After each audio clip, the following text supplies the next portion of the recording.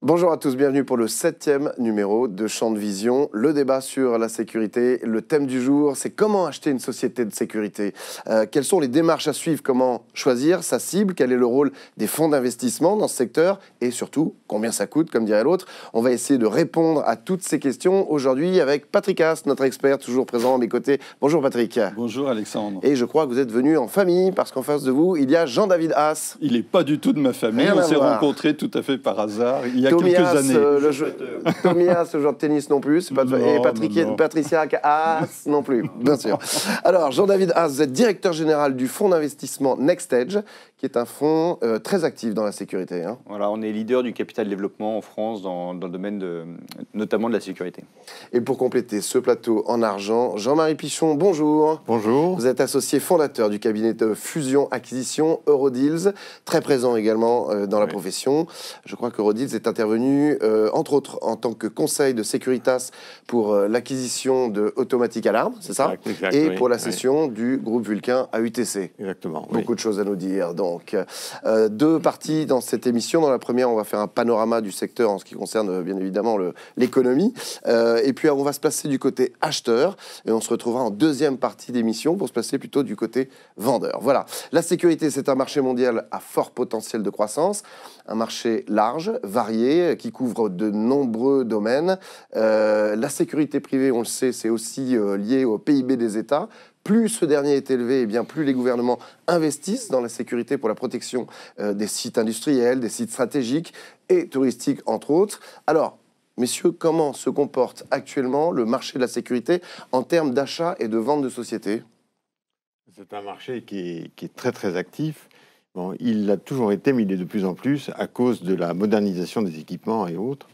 Notamment de l'introduction et du développement de l'Internet. Donc, tout est modifié. Il y a plein d'opportunités et la sécurité est extrêmement bien positionnée pour en profiter. Patrick ? Oui, et pour compléter ce qu'ont dit nos deux intervenants, il faut dire que la sécurité est une profession qui est complètement atomisée, où il n'y a pas de vrais grands leaders, comme il peut y en avoir dans des secteurs plus concentrés, comme l'automobile, par exemple. Et donc, c'est cette surpopulation qui se marie entre elles, et il y a donc des fusions en permanence.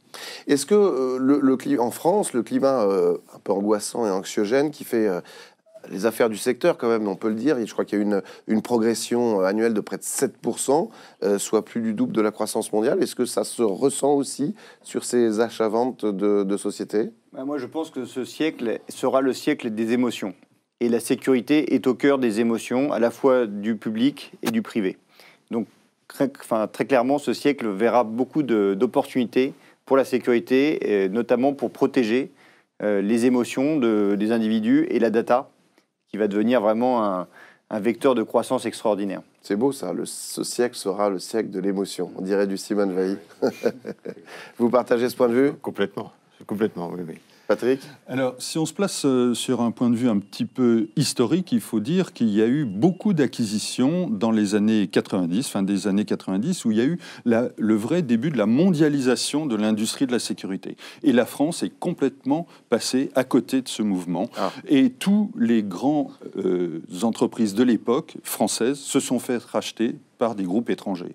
Donc aujourd'hui, c'est très difficile d'avoir un leader français qui a une taille nationale, mais surtout internationale. Alors, rentrons dans le vif du sujet. Comme diraient les inconnus avec le bon et le mauvais chasseur, comment distinguer une bonne entreprise de sécurité d'une mauvaise quand on cherche à en acheter une? Je trouve que l'entrepreneur est au cœur du sujet. C'est-à-dire qu'il y a des entrepreneurs qui sont un peu plus visionnaires que la moyenne, qui anticipent, qui innovent, qui identifient des niches ou des marchés à prendre, qui sont prêts à aller aussi, ce que tu disais, à l'international. Et donc, c'est cela qu'on a envie d'accompagner. Oui. Non, on ne peut rien à dire d'eux, tout est dit. Tout est assez bien dit, là, oui. Alors, je vais être un peu direct, mais en gros, combien ça coûte d'acheter une société de sécurité? Est-ce qu'on a une idée? Est-ce qu'on a une fourchette? La fourchette est extrêmement large, quand même. Bon, On va dire en gros que ça se juge en principe. Alors ça dépend bien sûr des éléments. Il y a des startups qui peuvent coûter extrêmement cher. Donc là, il n'y a pas vraiment d'indicateur. Qu'est-ce que vous appelez extrêmement cher? On a des idées de tarifs? Oui, ça peut être des centaines de millions d'euros. Des centaines de millions d'euros. Notamment aux États-Unis. D'accord. Vous avez des entreprises, donc ça dépend aussi surtout, on va dire, du type d'entreprise. Du secteur. Du secteur. Parce que la sécurité, ça couvre énormément de secteurs. C'est Internet, etc. Ouais. Donc, des sociétés de surveillance humaine, dites de gardiennage, ça peut coûter à peu près, disons, environ 4 à 5 fois le résultat. Ouais. Des sociétés très récurrentes qui sont dans la télésurveillance ou avec beaucoup de maintenance et autres, ça peut se calculer éventuellement en années de chiffre d'affaires. Parce que ce que vous soulignez qui est important, ce sont ces secteurs. Hein. Oui. On a bien évidemment le bon vieux gardiennage, qui existe depuis fort longtemps, et avec la high-tech, plus récemment, la vidéosurveillance, l'intelligence artificielle, la reconnaissance faciale, la cybersécurité. Alors justement, quels sont les plus porteurs? Les drones, quels sont les plus porteurs en ce moment? Pour moi, si vous voulez, tout ce qui a... avec les grandes sociétés internationales, aujourd'hui, cherchent bien sûr des pépites au niveau des idées, si vous voulez, au niveau des technologies. D'accord. Donc, elles sont toutes à la recherche de technologies nouvelles. Ça serait pour elles le jackpot. Ensuite, elles aiment bien, quand elles achètent sur le marché français, des sociétés qui sont des sociétés avec beaucoup de récurrence. Donc, tout ce qui porte de la maintenance, qui porte de la récurrence de chiffre d'affaires, les passionne. Donc, le critère numéro 1, je dirais que c'est l'analyse de la récurrence. Et je vous dis là encore qu'il s'analyse parfois, qui se valorise en années de chiffre d'affaires et non pas en multiples résultats. Car on achète des portefeuilles, on achète des parcs de sociétés, d'électronique, d'alarmes, de télésurveillance et autres. Nous, ça fait depuis 15 ans qu'on investit dans le secteur de la sécurité. On a fait 8 investissements. Ouais. Hein, ça va des drones à la sécurité incendie, en passant par la biométrie, en passant par la cybersécurité. Donc je crois qu'en fait, ce qui est intéressant, c'est que les technologies se diffusent dans l'ensemble des secteurs. Et que du coup, ce qui va intéresser les groupes, c'est les innovateurs, ce qu'on appelle les entreprises qui innovent le plus dans ces secteurs. Et en fait, dans tous les secteurs. Et notre vision, c'est qu'en fait, ces innovations, elles procurent de la croissance et donc de l'intérêt de la part des acheteurs industriels. C'est pour ça que les valorisations, c'est une question extrêmement difficile que vous avez posée à Jean-Marie, parce que nous, on a fait des très beaux investissements à 4 fois le résultat d'exploitation, et puis des sorties à plus de 25 fois le résultat d'exploitation. Donc, en fonction du niveau de croissance, du niveau technologique, et aussi de l'attrait des marchés qui sont couverts par ces entreprises, on a des situations qui sont extrêmement diverses. Patrick ? Alors, les critères d'achat pour choisir une entreprise ne sont pas les mêmes suivant les secteurs. Comme l'a dit Jean-Marie, par exemple, dans la sécurité incendie, c'est effectivement la récurrence et être présent sur tout le territoire. Alors que pour une start-up high-tech sur des technologies de reconnaissance faciale, ce n'est pas du tout les mêmes critères. Donc, il faut bien regarder selon l'activité de l'entreprise, quels sont, les critères sont vraiment très différents. Donc, on peut vraiment différencier plusieurs marchés, alors. Complètement. Si vous voulez, la sécurité a cette particularité, c'est qu'elle fait appel à tous les secteurs de la physique. Ouais. Il n'y a pas un secteur de la physique qui ne soit pas concerné par la sécurité. Que ce soit les télécommunications, que ce soit la métallurgie, que ce soit la biométrie, la biologie, la chimie, l'optique, tous les secteurs sont concernés. Donc, on est vraiment dans un domaine qui intéresse beaucoup de monde et tous ces secteurs-là se développent. Est-ce que le fait que ce soit une entreprise qui soit quelque part en avance du côté technologique, c'est un plus d'avoir une vision à ce niveau-là ? Toujours. Ce qui est important, si vous voulez, c'est la vision de l'équipe de direction et notamment du patron. S'il a vraiment un axe avec une vision de son métier, de son évolution, de l'introduction des nouvelles technologies dans son métier pour améliorer le niveau de sécurité des clients en combinant souvent des dispositifs humains et des dispositifs techniques, s'il a vraiment cette vision-là et s'il la porte avec une équipe valable, donc à mon avis, c'est vraiment ce qui intéresse les acheteurs et aussi les capitaux investisseurs. Oui, il faut que ça soit fiable. C'est-à-dire qu'il y a l'innovation et la fiabilité. C'est-à-dire qu'on est dans des métiers de confiance. Et vous ne pouvez pas vous permettre, quand vous êtes dans le secteur de la sécurité, de faire de l'à peu près. Il faut que ça marche et il faut que ce soit efficace quand on en a besoin. Et donc, c'est vrai que les entreprises qui réussissent le mieux pour moi sont celles qui innovent le plus, tout en garantissant cette sécurité, cette confiance et en véhiculant cette confiance auprès de leurs clients. D'accord. Parlons aussi on l'a évoqué tout à l'heure, de la cybersécurité.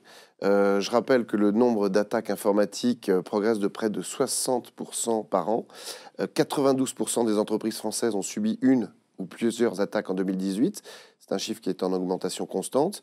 C'est une industrie qui est quand même estimée à 1500 milliards de dollars. Norton Security estime qu'en 2023, les cybercriminels voleront au total 33 milliards d'enregistrements par an et que le coût moyen d'une violation de données s'est élevé à 3,86 millions de dollars. Parce que justement, ça, c'est pas une mine d'or en tant que secteur pour investir. C'est sûrement un marché extraordinaire, comme vous l'avez dit, mais c'est un marché aujourd'hui dans lequel les entreprises de sécurité ne sont pas vraiment présentes. C'est plutôt, je pense que la cybersécurité est beaucoup plus du domaine des entreprises d'informatique.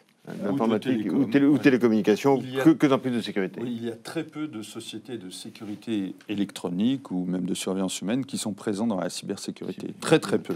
Donc on va rester plutôt dans le côté matériel, le drone, la vidéosurveillance. Alors c'est assez amusant parce que nous, on a fait un investissement dans une société de logiciels qui s'appelle WhoDrive, qui s'est basé à l'époque plutôt sur un métier de logistique informatique, parce qu'ils stockaient la data de leurs clients, et aujourd'hui, c'est vraiment une entreprise de cybersécurité. C'est-à-dire que le pôle qui a le plus de croissance, c'est le pôle sécurité.